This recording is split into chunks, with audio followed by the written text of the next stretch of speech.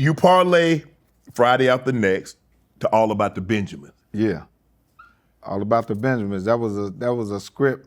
Me and a partner named TC, my partner TC, we found the script, took it to a guy named Ron Lane. Ron Lane wrote it, took it to Ice Cube. Ice Cube rewrote it, and we shot the movie. So at least the second movie, I brought it to Ice Cube. Right. You know what I mean?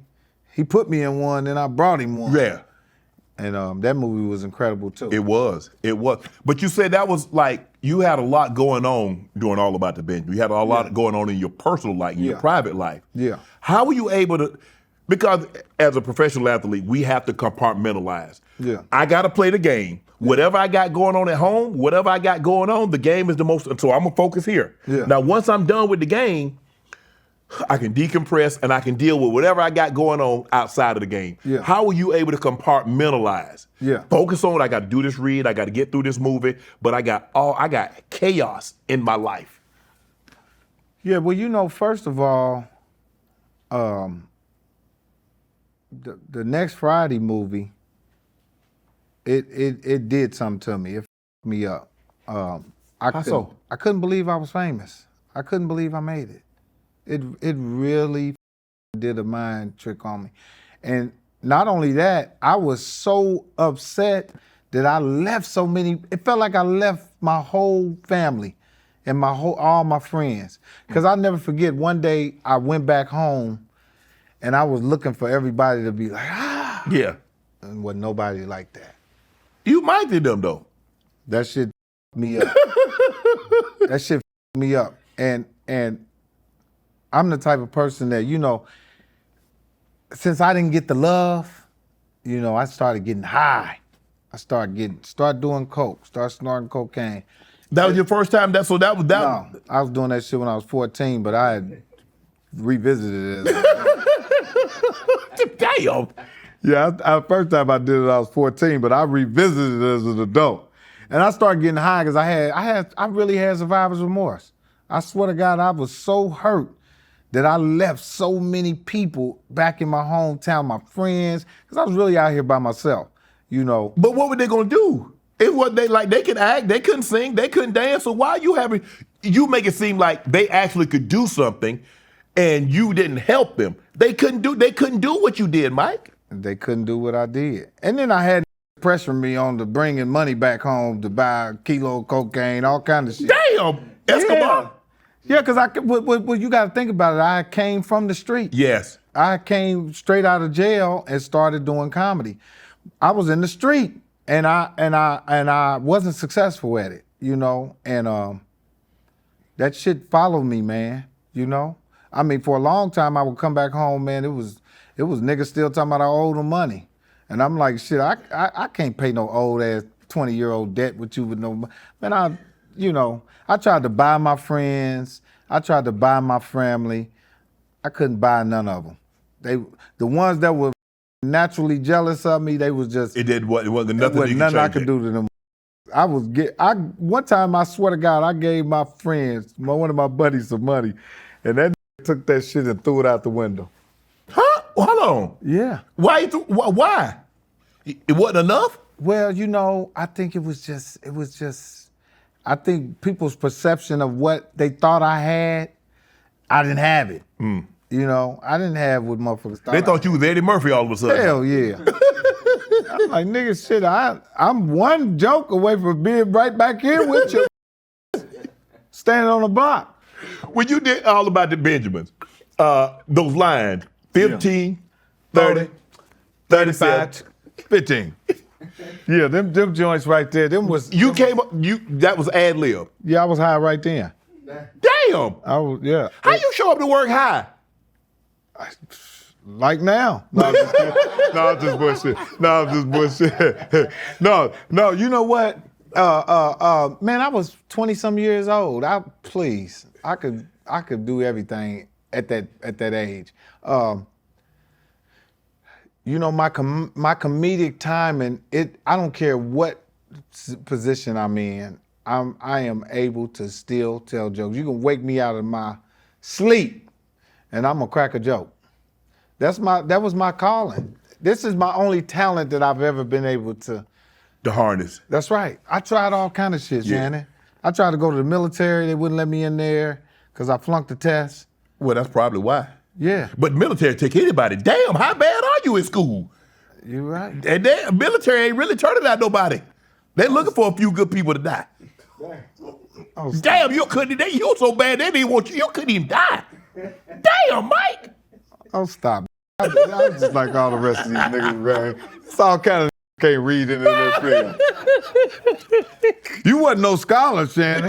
No. They probably let your ass get through the No, lane. but I was about to take the test. I was about to go to the Air Force. You mentioned your wife. Yeah. How has your wife helped you? Because then you hear a lot of stories like, okay, I got married and she helped me, she helped me find my purpose. Yeah. Steve speaks glowingly about his wife, I forget his wife's name, but Margie. And he speaks about like, I started to elevate when Margie got in my life. I hear you talk about the same thing, that how she calmed you down, that you like, it's not that serious, Mike. Yeah. I mean, what you try, I got, you got me, I got you, we good. Yeah. How is it that when a man finds a wife, the Bible says when a man finds a wife, he finds a good Most thing. of us get married so we don't screw everybody. Let's be honest. Okay. But I can honestly say that my wife is much younger than me, 20 years younger than me. Is she? Yeah. I don't want to date nobody my age because that's 100 years in the bed.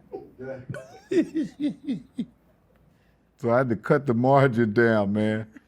But she's a grown-ass woman. Right. She's 38 years old. Right. You know what I'm saying? So she taught me a lot. She taught me a lot. And sometimes, most of the time, your wife is gonna see things that you don't see about yourself. All the time. And you need that. Right. Because we're very, very slow when it comes to women, man. We think we smart, but they the coldest when it comes to holding them, knowing when to fold them, when to walk away, when to be quiet, we'll never be able to figure women out. Right. So I guess we got to listen. You know what I mean? We got to listen to them. And that's what God put them there for. He gave them that extra sense to protect us. I always say women are caretakers for men. Right. I don't care how much money we make or how much the king we are. It ain't none of it no good if a woman can't take care of you. Right. You this is your second marriage, right? Yeah. After your first marriage, did you think you'd ever get married again? Yeah. You did. Yeah. As soon as I met my second wife, I wanted to marry her. Cause it was like God sent you to me. I could tell sometime when women are come through God for me, and I can tell when it's not that. And being young and famous and being in the business, it can, having money, meet a bunch of women. Yes. So you know when it's that one. She was that one. What did you do different in the second marriage that you didn't do in the first marriage that probably caused the split? I didn't do coke in the second marriage. Are you serious? Yeah. I was, my first marriage, I was a fool. I'm not gonna lie. Wild, crazy. And again, I just needed to grow up.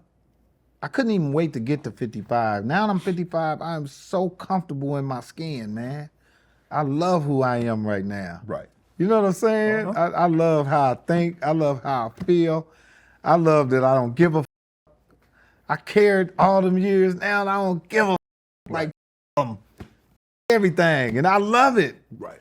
But that's what helps me with myself.